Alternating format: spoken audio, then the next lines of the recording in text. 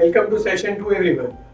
In first session we have talked about how we should actually use our available time by doing minute planning. Now frankly speaking, majority of you are very good with planning of preparation. What about the planning of exams? Yes friends, planning of exams is equally important. Someone would say, sir, can you please give an idea?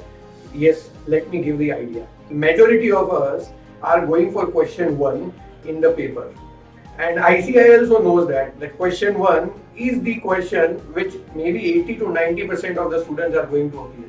So specifically what ICI would do is, they will ensure that question 1 would be the most difficult question. So what will happen is, majority of you will when open the paper, will see the question 1 and will start feeling that paper is difficult. Your confidence is down. And if your confidence is down, you are also down with the exam. You are done with the exam, think of next attempt. Now that should not happen. That is where we need to plan 3 hours of exam, and that is very very important. I will guide you how. Friends, what happens is, अगर मान लो कि आप FR का exam दे रहे हो, accounts का exam दे रहे हो, तो अकाउंट्स में मान लो कि 10 चैप्टर है या 20 चैप्टर है। तुम सोचो तो ऐसे 2, 3, 4 चैप्टर्स तो होंगे ही जहां तुम्हारा कंफर्ट जोन बियॉन्ड लिमिट होगा।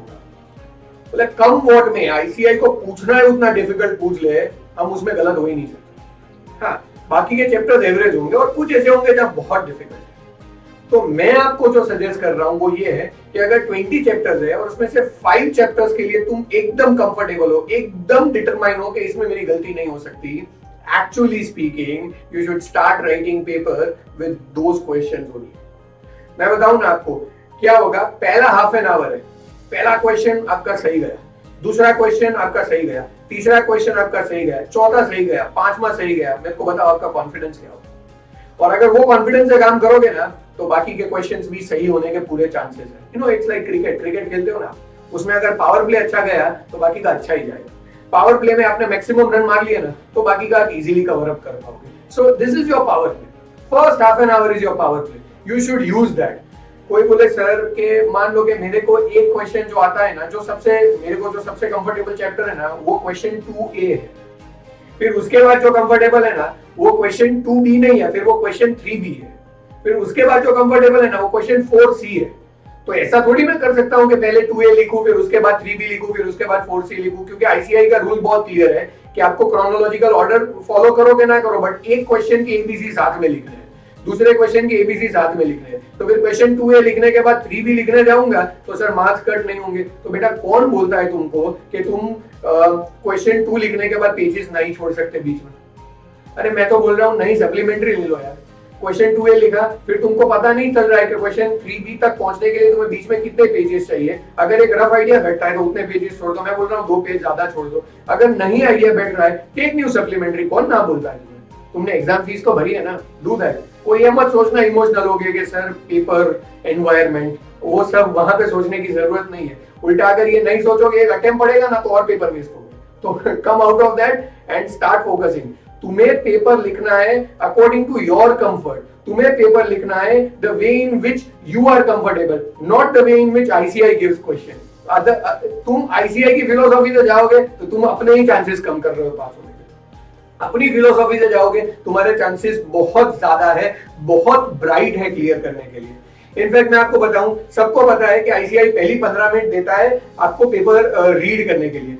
फ्रेंकली स्पीकिंग मैं कभी रीड ना करूं, मैं रीड ना करूं। मैं अपने स्टूडेंट्स को भी बोलता हूं, जितने भी स्टूडेंट्स हैं जो मुझे बोलेंगे कि अगर मुझे पूछेंगे कि सर मुझे पेपर रीड करना चाहिए, frankly no, there is no sense of reading the paper. क्योंकि अगर तुम पेपर रीड करोगे ना तो तुम्हें 3-4 क्वेश्चन तो ऐसे मिल ही जाएंगे। ये सीए का पेपर है, बीकॉम थोड़ी है। I am not discouraging any degree, but ये सीए का पेपर है। आपको पता है कि वहां कुछ ना कुछ तो ऐसा निकल ही जाएगा जो डिफिकल्ट होगा और तुम्हारा कॉन्फिडेंस टूट जाएगा। ऐसा नहीं कर सकते, तुम्हें पेपर रीड करना ही नहीं चाहिए। मैं अगर पेपर लिख रहा हूं ना, मैं पता है पहली 15 मिनट में क्या करूंगा, मैं वो क्वेश्चंस ढूंढूंगा या वो चैप्टर्स ढूंढूंगा जहां मैं मोस्ट कंफर्टेबल हूं। और मेरे पास आंसर की नहीं आया होगा ना, यानी लिखने के लिए आंसर शीट नहीं है, तो भी मैं क्या करूंगा पता है, मैं सॉल्व करना स्टार्ट कर दूंगा। इनफैक्ट 15 मिनट में ऐसे 1-2 क्वेश्चन सॉल्व कर दूंगा।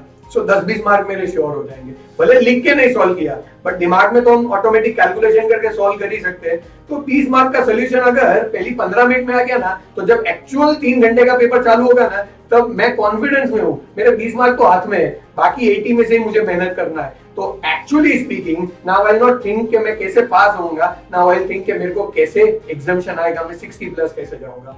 So actually speaking friends, you need to plan your 3 hours of preparation and unless you do it, मैं बोल रहा हूं आपके लिए पेपर क्लियर करना बहुत ज्यादा डिफिकल्ट होता है और बहुत सारे स्टूडेंट्स फेल होते हैं। उसका रीजन वो क्वेश्चन 1 से स्टार्ट करते हैं और जानबूझ के क्वेश्चन 1 डिफिकल्ट आता है तो वहीं कॉन्फिडेंस टूट जाता है, तो वहीं नेगेटिव रिजल्ट की वो जो सिलसिला है वो चालू रहता है।